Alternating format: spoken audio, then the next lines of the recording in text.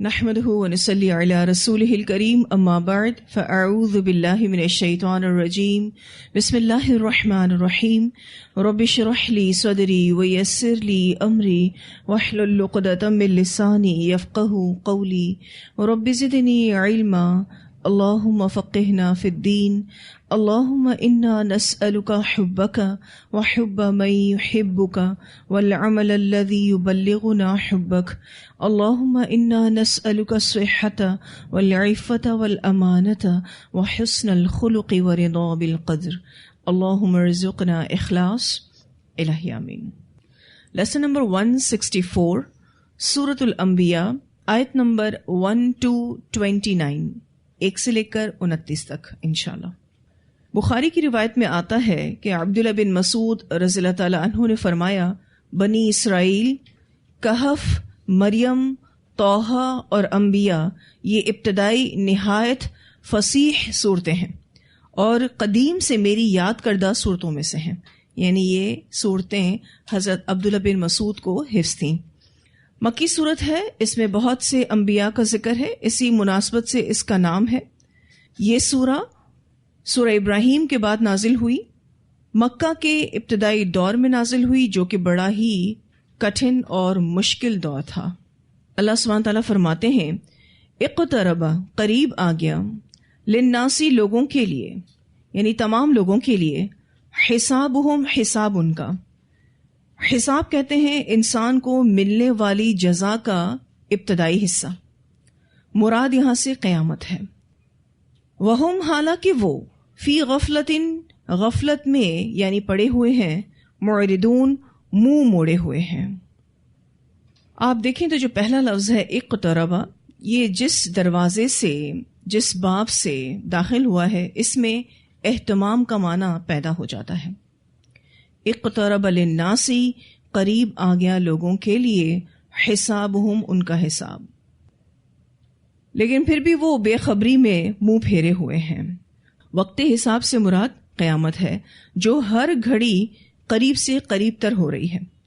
یہ جو پہلا معنی میں نے آپ کو بتایا کہ قیامت کا وقت قریب آ گیا ہے، رسول اللہ صلی اللہ علیہ وسلم کی بعثت اس بات کی علامت ہے کہ آپ صلی اللہ علیہ وسلم کے بعد کا دور بنی آدم کی آبادی کا آخری دور ہے۔ آپ صلی اللہ علیہ وسلم نے فرمایا اپنی شہادت اور وسطی انگلی کی طرف اشارہ کر کے کہ میں اور قیامت ایسے ہی ہے جیسے یہ دو انگلیاں۔ اسے بخاری نے روایت کیا ہے۔ اس حدیث کے مفسرین یا محدثین دو معنی کرتے ہیں۔ ایک یہ کہ جتنی لمبائی شہادت کی انگلی کی ہے، یہ سیدنا آدم علیہ السلام سے لے کر آپ صلی اللہ علیہ وسلم کا زمانہ ہے، اور جتنی وسطی انگلی شہادت کی انگلی سے بڑی ہے، وہ آپ صلی اللہ علیہ وسلم سے لے کر قیامت تک کا زمانہ ہے۔ ٹھیک ہے، یہ دو انگلیاں دکھائیں آپ صلی اللہ علیہ وسلم نے، ٹھیک ہے، پہلی شہادت کی انگلی اور پھر یہ وسطی انگلی۔ وسطی انگلی کس اعتبار سے؟ اگر آپ پورے ہاتھ کو دیکھیں تو انگوٹھے کے بعد شہادت کی انگلی اور پھر بیچ والی انگلی جو ہے اس کے بعد بھی دو انگلیاں، یہ دونوں انگلیاں نبی اکرم صلی اللہ علیہ وسلم نے دکھائیں اور کہا کہ میری اور قیامت کی مثال ایسی ہے۔ دوسرا معنی حدیث کا یہ کیا جاتا ہے کہ جس طرح دونوں انگلیوں کے درمیان کوئی چیز حائل نہیں، اس طرح آپ صلی اللہ علیہ وسلم کے بعد سے لے کر قیامت تک کوئی نبی مبعوث نہیں ہوگا۔ یہ بات بھی قرب قیامت کی علامت ہے۔ جتنا زمانہ گزر چکا ہے، باقی رہ جانے والا زمانہ اس سے کم ہے۔ ٹھیک ہے جی، تو اللہ سبحانہ تعالیٰ فرماتے ہیں اقترب للناس حسابہم وہم فی غفلت معرضون۔ تو پہلا معنی آپ نے کیا پڑھا؟ کیا چیز قریب آ گئی ہے؟ قیامت قریب آ گئی ہے، لیکن لوگ اتنے زیادہ غفلت میں پڑے ہوئے ہیں، اور یہاں غفلت سے مراد دنیا ہے، یعنی لوگ دنیا میں اتنا پڑے ہوئے ہیں کہ آخرت سے منہ موڑ گئے ہیں۔ پھر یہ کہ اس آیت کا دوسرا معنی بھی کیا جاتا ہے، وہ یہ کہ انسان کی موت کا وقت قریب آ گیا ہے۔ ہر انسان کی موت اس کے لیے قیامت ہے۔ موت کے ساتھ ہی ان کا حساب اور جزا سزا کا سلسلہ شروع ہو جائے گا۔ نبی اکرم صلی اللہ علیہ وسلم نے فرمایا کہ جو شخص مر گیا اس کی قیامت قائم ہو گئی۔ اسے مشکات نے روایت کیا ہے۔ اللہ تعالیٰ فرماتے ہیں کہ لوگ اس قیامت کے دن کی تیاری سے غافل ہیں، دنیا کی رونقوں میں گم ہیں اور ایمان کے تقاضوں سے بے خبر ہیں۔ جس چیز کے لیے ان کو سب سے زیادہ کوشش کرنی چاہیے تھی اسی سے ہی لوگ غافل ہیں۔ تو لوگوں کا حساب قریب آ چکا ہے، اور عمومی طور پر سارے لوگوں کا حساب، ٹھیک ہے، تمام لوگوں کا حساب، لیکن خاص طور پر یہاں پر کفار کی بات ہو رہی ہے۔ آپ یہ کہہ سکتے ہیں کہ اس آیت میں عام انسانوں یا کفار مکہ کا حال بیان کیا جا رہا ہے، اور صرف کفار مکہ کا نہیں، قیامت تک آنے والے سارے کفار کا، کہ وہ ہر دن قیامت سے قریب ہوتے جا رہے ہیں، کہ وہ ہر دن اپنی موت سے قریب ہوتے جا رہے ہیں، لیکن یہ کہ ان کو بالکل بھی اس بات کا احساس نہیں ہے۔ سورہ معارج کی آیت نمبر 6 اور 7 میں اللہ سبحانہ تعالیٰ فرماتے ہیں اِنَّهُمْ يَرَوْنَهُ بَعِيدًا وَنَرَاهُ قَرِيبًا، بے شک وہ اسے دور خیال کر رہے ہیں، کسے؟ قیامت کو یا اپنی موت کو، اور ہم اسے قریب دیکھ رہے ہیں۔ اسی طرح سورہ قمر کی آیت نمبر 1 میں اللہ سبحانہ تعالیٰ فرماتے ہیں اقتربت الساعة وانشق القمر، قیامت بہت قریب آ گئی اور چاند پھٹ گیا، یعنی چاند جو پھٹا تھا نبی اکرم صلی اللہ علیہ وسلم کے دور میں، آپ نے جو معجزاتی طور پر انگلی کا اشارہ کیا تھا اور چاند 2 ٹکڑوں میں ہو گیا، تو یہ بھی کس بات کی علامت ہے؟ قرب قیامت کی علامت ہے۔ نبی اکرم صلی اللہ علیہ وسلم نے فرمایا تمہارا دنیا میں رہنا اگلی امتوں کے مقابلے میں ایسا ہی ہے جیسے عصر کی نماز سے سورج ڈوبنے تک کا وقت۔ اسے بخاری نے روایت کیا ہے۔ اب آپ دیکھیے تو عصر کی نماز کے بعد سورج ڈوبنے میں کتنا ٹائم باقی رہ جاتا ہے؟ پورا دن دیکھیں تو 75% دن گزر چکا ہوتا ہے، جسٹ 25% باقی ہوتا ہے۔ آپ اگر دن کو 4 حصوں میں تقسیم کریں تو 3 حصے گزر چکے ہیں، صرف 1 حصہ باقی ہے، یہ بھی آپ کہہ سکتے ہیں۔ نبی اکرم صلی اللہ علیہ وسلم نے فرمایا جنت تمہاری جوتی کے تسمے سے بھی زیادہ قریب ہے، اسی طرح دوزخ بھی، یعنی اتنا ہی قریب ہے۔ اسے بخاری نے روایت کیا ہے۔ پھر سیدہ عائشہ رضی اللہ تعالی عنہا بیان کرتی ہیں کہ بہت سے دیہاتی رسول اللہ صلی اللہ علیہ وسلم کے پاس آئے اور دریافت کرتے کہ قیامت کب ہوگی۔ یہ وہ بدو قسم کے لوگ تھے جو نبی اکرم صلی اللہ علیہ وسلم کے پاس آ کر اکثر یہ سوال کرتے تھے کہ قیامت کب ہوگی۔ آپ ان لوگوں میں سے جو سب سے کم عمر ہوتا اس کی طرف دیکھتے، پھر فرماتے اگر یہ بچہ زندہ رہا تو اس کے بوڑھا ہونے سے پہلے تمہاری قیامت آ جائے گی۔ کیا مطلب ہے؟ یعنی تم مر چکے ہوگے۔ اسے بخاری نے روایت کیا ہے۔ اس سے پتہ چلتا ہے کہ جو بھی انڈیویجول مریں گے ان کی قیامت واقع ہو جائے گی، obviously ان کا حساب کتاب شروع ہو جائے گا تو قیامت واقع ہو جائے گی۔ سیدنا انس رضی اللہ تعالیٰ عنہ بیان کرتے ہیں کہ ایک شخص نے رسول اللہ صلی اللہ علیہ وسلم سے پوچھا قیامت کب آئے گی؟ رسول اللہ صلی اللہ علیہ وسلم کچھ دیر خاموش رہے، تب آپ کے سامنے قبیلہ ازد شنوءہ کا ایک بچہ بیٹھا ہوا تھا۔ آپ نے اس کی طرف دیکھا اور فرمایا اگر اس بچے کی عمر دراز ہوئی تو اس کے بوڑھا ہونے سے پہلے تمہاری قیامت آ جائے گی۔ اسے مسلم نے روایت کیا ہے۔ اس میں بھی آپ صلی اللہ علیہ وسلم ایک قبیلے کے بچے کی طرف اشارہ کر کے کیا کہہ رہے ہیں کہ اس کے بڑے ہونے سے پہلے پہلے، یعنی اس کی عمر دراز ہو، اس کے بڑے ہونے سے پہلے پہلے تمہاری قیامت آ جائے گی، کیونکہ پوچھنے والا اڈلٹ تھا، بڑا تھا۔ تو قیامت یا موت obviously ہم سب کے قریب ہے، اور ہم لوگوں کا حال یا اپنا حال کیا دیکھتے ہیں کہ ہم دنیا میں گم ہیں۔ ہمیں سب سے زیادہ جس چیز کی فکر کرنی چاہیے وہ اپنی آخرت ہے۔ لوگوں کا حساب قریب آ چکا ہے، لیکن لوگ اس سے منہ موڑے ہوئے ہیں، اور منہ موڑنے کی وجہ غفلت بتائی جا رہی ہے۔ اور یہاں میں نے آپ کو بتایا کہ غفلت سے مراد دنیا ہے۔ دیکھیں 2 طرح کے لوگ ہوتے ہیں، ایک وہ جو اللہ کی اطاعت کی حالت میں ہیں، معرفت اور شعور کے ساتھ زندگی گزار رہے ہیں، اور obviously ان کی پلاننگز پھر اسی اعتبار سے ہوتی ہیں، لیکن دوسرے جو لوگ ہیں وہ غافل ہیں، اپنی زندگی میں لگے ہوئے ہیں، کیونکہ ایک زندگی فکر آخرت کے ساتھ ہوتی ہے اور اس کی پلاننگ بالکل الگ ہوتی ہے، اور ایک زندگی فکر دنیا کے ساتھ ہوتی ہے اور اس کی پلاننگ بالکل الگ ہوتی ہے۔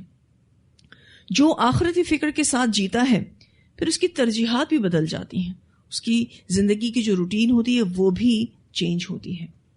ہم سب نے بھی غور کرنا ہے کہ ہم کون سی فکر رکھتے ہیں، اور یہ بھی سوال کرنا ہے کہ کون سی فکر زیادہ رکھتے ہیں، کیونکہ اگر فکر آخرت زیادہ ہے تو انشاءاللہ آخرت بہتر ہوگی، لیکن اگر فکر دنیا زیادہ ہے تو پھر obviously آپ آخرت کا نقصان کر بیٹھیں گے۔ دیکھیں انبیاء کی آمد کیوں ہوتی ہے؟ انبیاء کی آمد اس لیے ہوتی ہے کہ وہ لوگوں کو غفلت سے نکالیں، آخرت پر یقین دلائیں. اگر آپ تھوڑا غور و فکر کریں اس آیت پر، یہ آیت 1400 سال پہلے نازل ہوئی، اور اس وقت تک آپ دیکھیں تو قیامت کی کوئی علامات بھی اس طرح سے ظاہر نہیں ہوئی تھی جیسا کہ آج کل ہم قیامت کی علامات دیکھتے ہیں. وہ اور بات ہے کہ آپ صلی اللہ علیہ وسلم نے فرمایا کہ وہ خود بھی، یعنی آپ صلی اللہ علیہ وسلم کی بعثت بھی قیامت کی ہی علامت ہے، لیکن جو قیامت کے آنے کی دوسری علامات ہیں وہ تو صحابہ کرام ابھی دیکھ بھی نہیں رہے تھے، لیکن پھر بھی انہوں نے اس پر ایمان رکھا، اس کے حساب سے اپنی تیاری کی. آج بہت سارے لوگ یہ کہتے ہیں 1400 سال پہلے یہ آیت اتری تھی، ابھی تک تو قیامت آئی نہیں ہے، جانے یہ کب ہوگا. تو جو مر گیا اس کی قیامت تو آ گئی نا.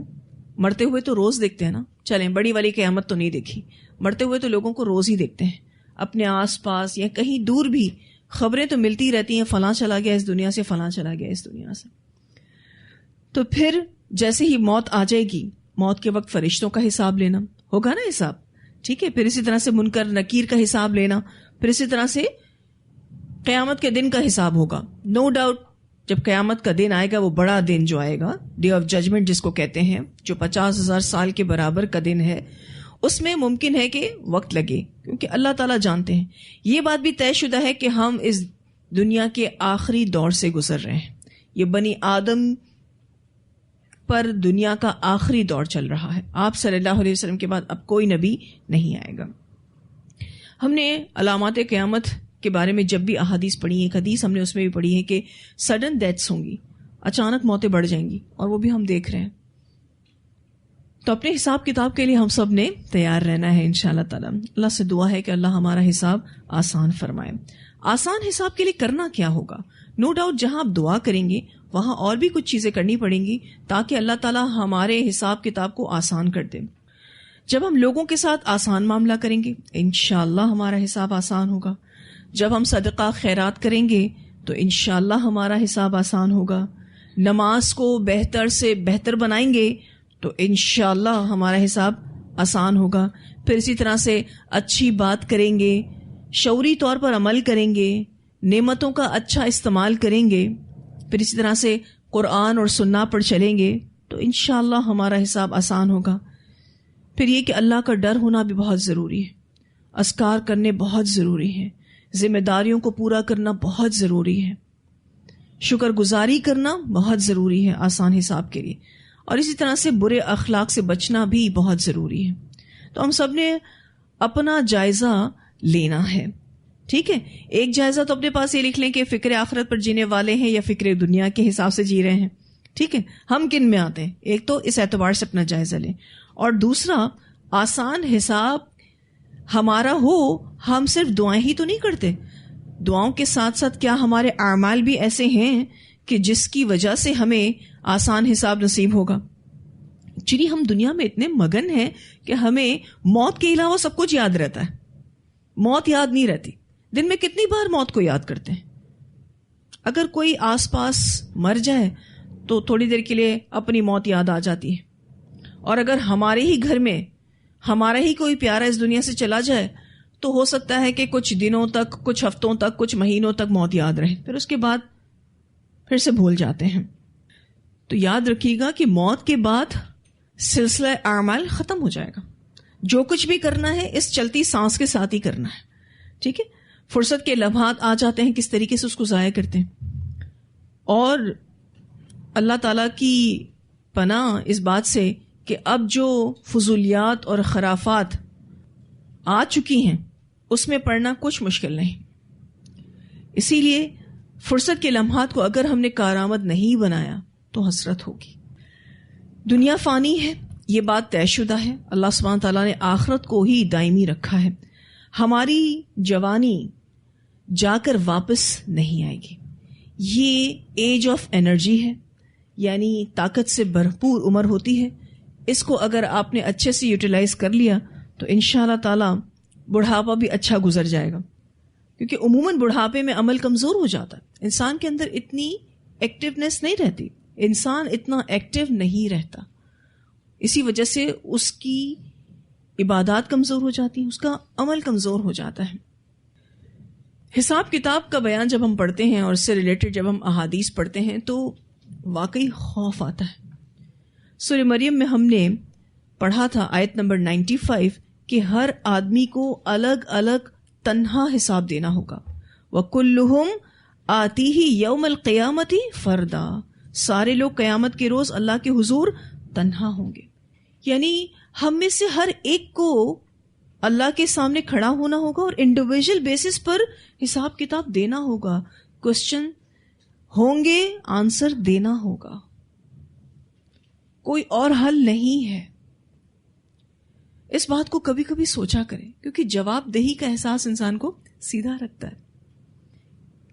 بالفرض اگر میں بھی آپ کو کوئی چیز کہوں کہ آئیے گا کلاس کے بعد آفس میں آپ سے کچھ پوچھنا ہے, تو بتائیے آپ کی کیا حالت ہوگی؟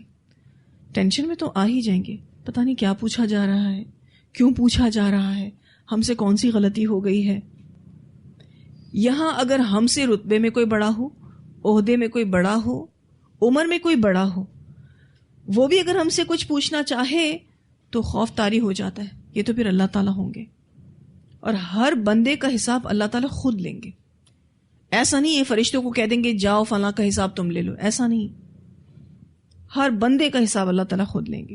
سب سے پہلے امت محمد صلی اللہ علیہ وسلم کا حساب ہوگا, یعنی ہمارا حساب ہوگا.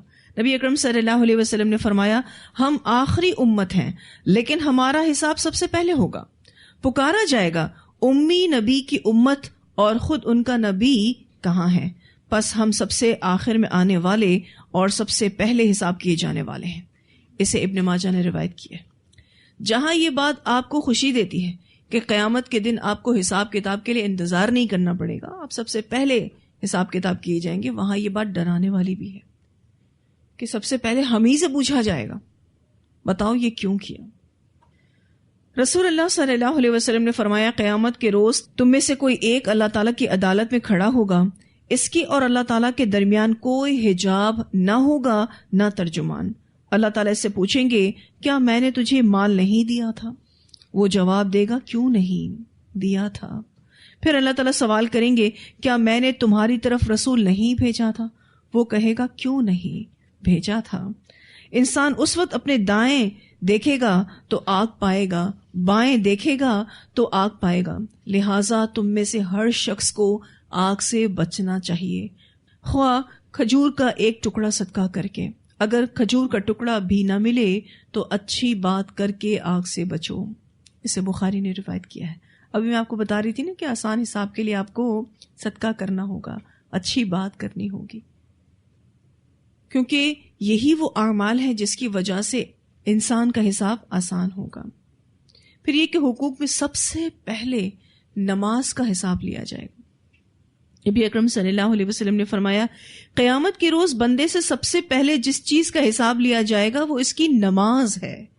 اگر نماز درست ہوئی یعنی سنت کے مطابق ہوئی تو بندہ کامیاب اور کامران ہوگا, اور اگر نماز خراب ہوئی یعنی سنت کے مطابق نہ پائی گئی تو ناکام اور نامراد ہوگا.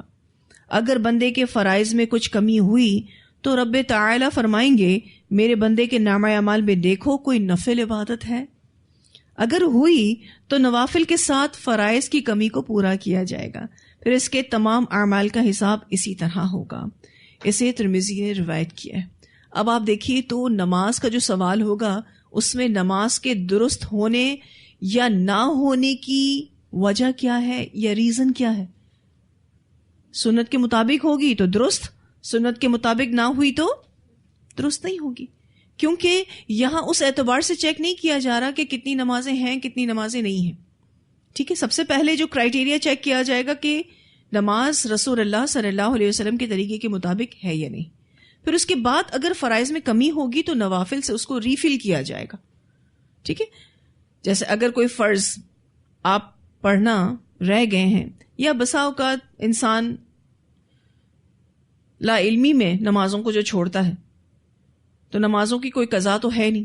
کیا کہا جاتا ہے کہ آپ نوافل کا اہتمام زیادہ سے زیادہ کریں کیونکہ یہی نوافل ریفل ہوں گے فرائض کی جگہ. پھر یہ کہ حقوق العباد میں قتل کا سب سے پہلے حساب لیا جائے گا. بخاری کی روایت میں آتا ہے کیونکہ سب سے بڑا کیس ہے کسی کی جان لے لینا, تو یہ سب سے پہلے سالو کیا جائے گا. ایسا لگتا ہے کہ بڑے بڑے مسئلے سب سے پہلے لائے جائیں گے، مشکل سوال سب سے پہلے لائے جائیں گے، کیونکہ اگر کوئی پہلے ہی سوالوں میں فیل ہو جائے گا تو بات تو پھر وہ گیا ہی کام سے۔ رائی کے دانے کے برابر نیکی یا رائی کے برابر بدی کا حساب بھی ہوگا۔ سورۃ الزلزال کی آیت نمبر 7 اور 8 میں اللہ سبحانہ تعالیٰ فرماتے ہیں فَمَن يَعْمَلْ مِثْقَالَ ذَرَّةٍ خَيْرًا يَرَهُ وَمَن يَعْمَلْ مِثْقَالَ ذَرَّةٍ شَرًّا يَرَهُ۔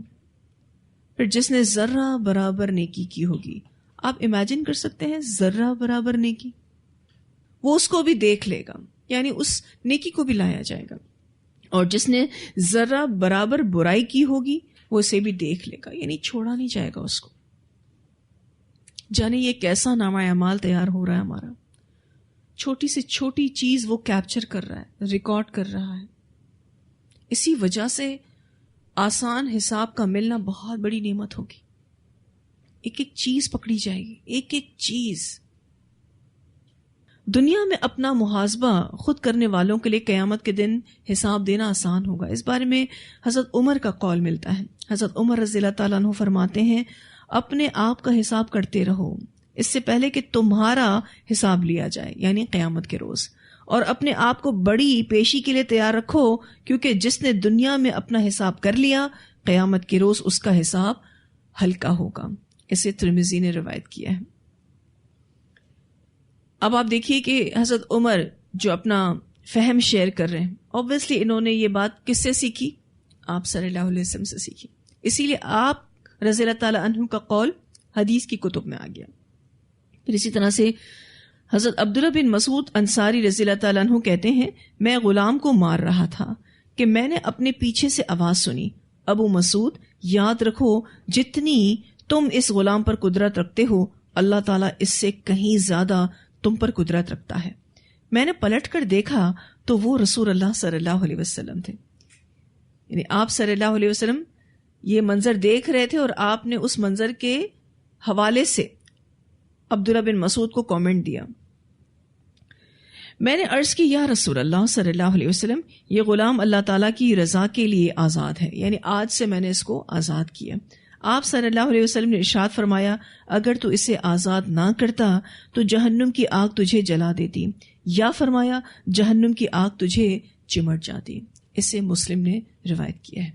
اب آپ دیکھیے کہ غلام کو کسی غلطی پر ہی مار رہے تھے، کہا یہ چیز تو تمہارے گلے کا کانٹا بن جائے گی۔ ڈر گئے ابو مسعود، اب یہ ٹینشن میں آ گئے تھے کہ ان سے غلطی تو ہو گئی، اور نبی اکرم صلی اللہ علیہ وسلم نے بڑی سخت بات بھی کی، تو انہوں نے اپنے غلام کو آزاد کر دیا، کیونکہ اسی میں ہی ان کی بھلائی تھی۔ اچھا، وہ نعمتیں جن کا حساب ہوگا، ویسے تو ہر نعمت کا حساب ہوگا۔ سورۃ تکاثر آیت نمبر 8 میں اللہ سبحانہ تعالیٰ فرماتے ہیں ثم لتسألن یومئذ عن النعیم، پھر تم اس روز نعمتوں کے بارے میں پوچھے جاؤ گے۔ جو بھی نعمت ہمارے پاس ہے سبھی کے بارے میں سوال ہوگا۔ رسول اللہ صلی اللہ علیہ وسلم نے فرمایا قیامت کے روز لوگوں سے نعمتوں کے سلسلے میں سب سے پہلے جس چیز کا سوال ہوگا وہ یہ ہوگا کہ کیا ہم نے تیرے بدن کو صحت نہ دی اور تجھے ٹھنڈے پانی سے سیر نہ کیا۔ اسے ترمذی نے روایت کیا ہے۔ یہ جو آپ ٹھنڈا پانی پیتے ہیں نا، سب سے پہلے اس کا جواب دینا پڑے گا۔ اور اسی طرح سے صحت کو تو ہزارہا نعمت کہتے ہیں نا، بچپن سے پڑھتے آ رہے ہیں تندرستی 1000 نعمت ہے، اور اس نعمت کا احساس تب ہوتا ہے جب آپ بیمار پڑ جاتے ہیں کہ کیا خوب یہ نعمت ہے، اور اس نعمت کا کیا شکریہ ادا کریں اللہ تعالیٰ کے حضور۔ 5 چیزیں جن کا حساب لیا جائے گا، بڑی نون حدیث ہے، موسٹلی سبھی لوگ اس حدیث کو جانتے ہیں۔ نبی اکرم صلی اللہ علیہ وسلم نے فرمایا قیامت کے روز انسان کے قدم اس وقت تک نہیں ہٹنے دیے جائیں گے جب تک 5 باتوں کا جواب نہ دے دے، یعنی اس انسان سے 5 سوال پوچھے جائیں گے، اور یہ 5 سوال ایسے ہیں جو پوری زندگی پر محیط ہیں۔ پہلا سوال عمر کس کام میں کھپائی، دوسرا سوال جوانی کس کام میں بسر کی، حالانکہ عمر کے حوالے سے سوال ہو گیا تھا، پوچھ لیا نا اللہ تعالیٰ نے کہ عمر کس کام میں کھپائی، لیکن خاص الخاص جوانی کا سوال کیا جائے گا۔ پھر یہ کہ مال کہاں سے کمایا اور مال خرچ کہاں کیا، کمایا کہاں سے اور خرچ کہاں کیا، یہ 2 بڑے بڑے سوال ہوں گے۔ اور پھر اسی طرح سے 5واں سوال، اپنے علم کے مطابق عمل کہاں تک کیا. ایسے ترمذی نے روایت کیا ہے. جو کچھ سیکھا اس کو پریکٹس کتنا کیا. یہ 5 سوال جب تک بندہ اس کا جواب نہیں دے دے گا، اللہ کے سامنے سے اپنے قدم نہیں ہٹا سکے گا، اس کی جان پھنسی رہے گی. اور سوچیں ذرا یہ سوال کتنے مشکل ہیں. ایک ایک دن کا، ایک ایک لمحے کا جو حساب دیا جائے گا، نو ڈاؤٹ وہ ہمیں یاد بھی نہیں، لیکن اللہ تعالیٰ جو سامنے ویڈیوز چلائیں گے نا تو سب کچھ یاد کرا دیں گے. بتاؤ اس دن یہ جو عمل کیا تھا کیوں کیا تھا. ہم انکار بھی نہیں کر سکیں گے کہ اللہ تعالیٰ ہمیں تو کچھ بھی یاد نہیں، جب ہمیں ہماری ہی ویڈیو دکھا دی جائے گی. آج کل لوگ CCTV فوٹیج سے کیسے ڈرتے ہیں. ایک ایک لمحے کی جو ریکارڈنگ ہو رہی ہوتی ہے، اپنی حرکات اور سکنات کو کتنا فوکس کرتے ہیں کہ سب کچھ کیمرہ کیچ کر رہا ہے. کاش کہ ایسا ڈر ہی اللہ کے لیے انسان محسوس کرے. ویسے تو سب سے زیادہ اللہ سے ڈرنا چاہیے کیونکہ وہ اس لائق ہستی ہے، لیکن لوگ کیمروں سے زیادہ ڈرتے ہیں. ٹھیک ہے، آسان حساب بھی کچھ لوگوں کا ہوگا. اللہم اجعلنا منہم، اللہ تعالیٰ ہمیں ان لوگوں میں شامل کرے. آسان حساب پردے میں لیا جائے گا، گناہ بھی بتائے جائیں گے، لیکن مواخذہ نہیں کیا جائے گا. نبی اکرم صلی اللہ علیہ وسلم نے فرمایا کہ قیامت کے دن اللہ تعالیٰ مومن آدمی کو اپنے قریب کریں گے اور اس پر اپنا دامن رحمت ڈال کر مخلوق خدا سے پردے میں کر لیں گے اور پوچھیں گے کیا تجھے اپنا فلاں گناہ یاد ہے، کیا تجھے اپنا فلاں گناہ یاد ہے. مومن عرض کرے گا ہاں میرے رب یاد ہے. اس کو اس لیے یاد ہوگا کیونکہ وہ ان تمام گناہوں کی معافی اللہ تعالیٰ کے حضور مانگ چکا ہوگا، لیکن پتہ نہیں چلتا نا توبہ قبول ہوئی ہے یا نہیں. حتیٰ کہ اللہ تعالیٰ اس سے سارے گناہ کا اقرار کروا لیں گے. مومن اپنے دل میں کہے گا کہ اب تو وہ ہلاک ہو چکا. اللہ تعالیٰ ارشاد فرمائیں گے میں نے تیرے گناہوں پر دنیا میں بھی پردہ ڈالے رکھا اور آج بھی ان پر پردہ ڈال رہا ہوں، چنانچہ اسے اس کی نیکیوں کا دفتر دے دیا جائے گا. اسے بخاری نے روایت کیا ہے. اب آپ دیکھیے تو یہاں اس حدیث میں اس شخص کو مومن کہا جا رہا ہے، یعنی ایمان والا. اور ایمان والے تو ویسے بھی کل قیامت کے دن فلاح پائیں گے. قد افلح المؤمنون، تحقیق کے فلاح پا گئے مومن. نبی اکرم صلی اللہ علیہ وسلم نے فرمایا قیامت کے دن اللہ تعالیٰ بندے سے مختلف سوال کریں گے، حتیٰ کہ پوچھیں گے جب تو نے برائی دیکھی تو اسے کیوں نہیں روکا. یعنی اس اعتبار سے بھی پوچھا جائے گا. ایک تو آپ خود برائی کریں نا، اس کا سوال ہوگا. ایک اس اعتبار سے بھی اللہ تعالیٰ پوچھے گا برائی ہوتی دیکھی تو روکا کیوں نہیں. اپنی اولاد کو برا کرتے دیکھا، غلط کرتے دیکھا، اپنے پیاروں کو غلط کرتے دیکھا، روکا کیوں نہیں. آدمی کوئی جواب نہیں دے پائے گا کیونکہ اس سوال کا جواب دینا بہت مشکل ہے. پھر اللہ تعالیٰ خود اسے جواب سکھلائیں گے اور وہ عرض کرے گا اے میرے رب میں نے تیری رحمت کی امید رکھی اور لوگوں سے الگ رہا. اسے ابن ماجہ نے روایت کیا ہے کیونکہ اللہ تعالیٰ کو پتا تھا کہ یہ مجبور تھا، بول نہیں سکتا تھا، اس کا سٹیٹس کمزور تھا، لیکن اس نے اللہ تعالیٰ کے سامنے کوئی جسٹیفیکیشن نہیں دی. یہ بھی آسان حساب کا ایک انداز ہے. اللہ تعالیٰ یوں اپنے بندے کو پوچھے ہوئے سوال کا جواب خود ہی سکھائے گا اور وہ بندہ یہ جواب دے گا. ہوتا ہے نا کوئی پیارا ہمیں معاف کرنا چاہ رہا ہوتا ہے ہماری ہی اپنی غلطی پر، اس کو پتا ہوتا ہے کہ ہم نے یہ غلطی جان بوجھ کر نہیں کی، تو وہ ہمیں جواب سکھا دیتا ہے کہ ایسے جواب دو کہ میں نے یہ کام کرنا نہیں چاہا تھا. اور یہاں آپ دیکھیے اس بندے کا جواب، اللہ تیری رحمت کی امید رکھی اور لوگوں سے الگ رہا کیونکہ میں ان کو ٹھیک نہیں کر سکتا تھا، لیکن مجھے یہ امید تھی کہ میں اگر یہ کام نہیں کروں گا تو مجھے اپنی رحمت ضرور دے گا. اس کے بعد ایک اور روایت آتی ہے، حضرت حذیفہ رضی اللہ تعالیٰ عنہ کہتے ہیں کہ اللہ کے بندوں میں سے ایک بندہ لایا جائے گا، یعنی حساب کتاب کے لیے، جسے اللہ تعالیٰ نے مال دے رکھا ہوگا. اللہ تعالیٰ اس سے پوچھیں گے دنیا میں تو نے کیا عمل کیا، حالانکہ اللہ تعالیٰ سے لوگ کوئی بات چھپا نہیں سکتے. اللہ نوز ایوری تھنگ، لیکن پھر بھی اللہ پوچھے گا. وہ عرض کرے گا اے میرے رب آپ نے مجھے مال عطا فرمایا اور میں وہ مال لوگوں کو بیچتا تھا، لوگوں سے درگزر کرنا میری عادت تھی، مالدار کے لیے آسانی پیدا کرتا اور تنگ دست کو مہلت دیتا. اللہ تعالیٰ ارشاد فرمائیں گے میں زیادہ حقدار ہوں کہ درگزر کا سلوک کروں. اے فرشتوں میرے بندے کے ساتھ ویسا ہی نرمی کا برتاؤ کرو۔ حضرت عقبہ بن عامر رضی اللہ تعالیٰ عنہ اور ابو مسعود انصاری رضی اللہ تعالیٰ عنہ نے کہا کہ ہم نے رسول اللہ صلی اللہ علیہ وسلم کی زبان مبارک سے بالکل ایسا ہی سنا ہے۔ اس سے مسلم نے روایت کیا ہے۔